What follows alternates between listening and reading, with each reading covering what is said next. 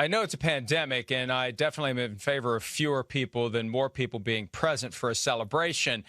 But that fell a little flat as you walk through the door. Maybe that's not the video that you put on social media where they walk in and the reaction is like, and there's like 5 people in the room. Anyway, Sam Darnold, he was putting on that Carolina blue hat at the end because he's now a member of the Carolina Panthers as he starts stage 2 of his NFL career, Charean.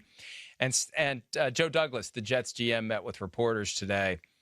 He was asked questions about what this means for the Jets moving forward with the second overall pick in the draft. And there was an interesting exchange as it relates to inside information that Steve Young believes that he has regarding the Jets' plans. Here's the back and forth with Joe Douglas.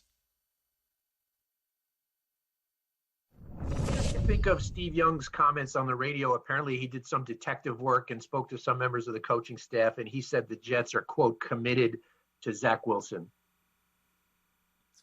Steve's plugged into BYU pretty well. I know it was good being out there at the pro day and just had an opportunity to, speak to his representatives, say hello to a couple members of his family quickly. And BYU put on a great pro day for the entire NFL, first class organization, and it was a good day out there.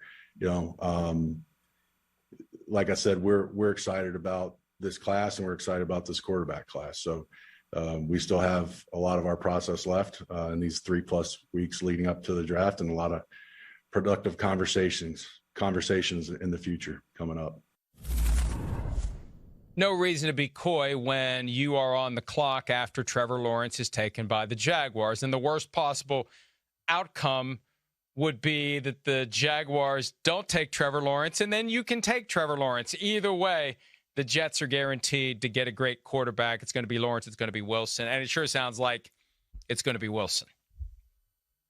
Yeah, doesn't it, Mike? I'm going to be very surprised that the Jets don't take Wilson. And one thing that's intriguing to me, when you go back and you look at the 49ers trade up to number 3, they never called the Jets, right? And you think about all the people who have gone from the 49ers to the Jets, and I'm sure they had some sort of intel that the Jets were locked in on a quarterback, and they probably know who the Jets are locked in on, which is we all expect to be Zach Wilson.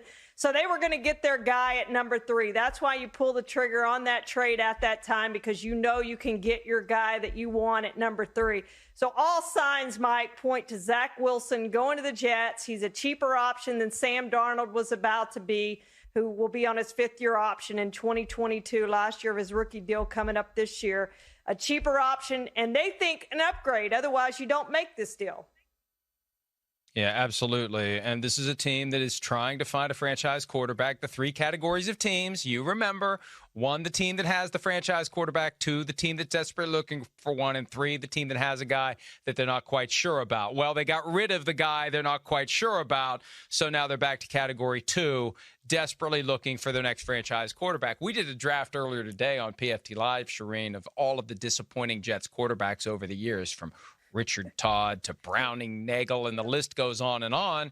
And the reality is, if you take your shot and it works, great. You got a quarterback for 10, 15, maybe 20 years, given the way that quarterbacks are protecting themselves and working out and eating right and focused on their career and their craft. And if it doesn't work out, you'll be back in 2 or 3 years to do it again, just like the Jets were after giving up 3 second-round picks to move from 6 to 3 years ago to get Sam Darnold. Maybe a different GM, maybe a different coach, still the same team, and the team's goal is to get that franchise quarterback. Douglas also acknowledged that it's important not to just have a franchise quarterback, but to make sure that you have enough pieces around that quarterback to be successful. Here's Douglas on the supporting cast for their next franchise quarterback, at least hopeful franchise quarterback. There's a lot of people fired up in this building about not only the talent that we brought into the building in the locker room, but the caliber of character that we signed and brought into this locker room. So, we talk about those acquisitions, and then, like I mentioned earlier, these assets that we have through the draft. And so it's incumbent on us to get these decisions right, whether it's turning the card in, turning the pick in, or trading for a proven commodity. we have to surround our next quarterback with as much talent as possible. They've got 2 first-round picks this year, 2 first-round picks next year. They've picked up more, and they really didn't give up. Well, they got a little bit more, not much for Sam Darnold, but they're in great shape to build a young team around him. But you do have to get the picks right, and that's on Joe Douglas, who's been doing a lot over the past couple of years to clean up the messes made by his predecessors. And that's why the Jets are in the position they're in right now, is because they didn't draft that well. And when they got it right, say a Jamal Adams, they traded that piece away.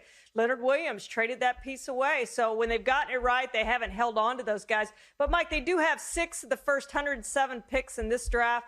They're going to get an opportunity to really build around Zach Wilson or whoever they choose at quarterback moving forward. So they're going to get a lot of starters, presumably, out of this draft. They just got to make sure that they draft wisely and they end up with a lot of starters out of this draft.